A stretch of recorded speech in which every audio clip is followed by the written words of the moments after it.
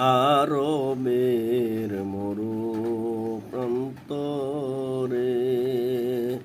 পাঠাইলেন প্রভু আপনারে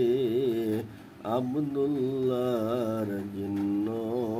কুঠিরে মা আমিনা মায়ের দূরে ইয়া নবী সালাম আলাইকা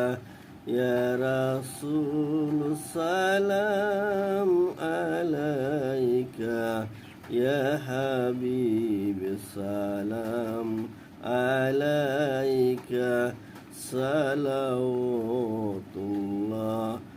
আলাইকা নবীজির পিতা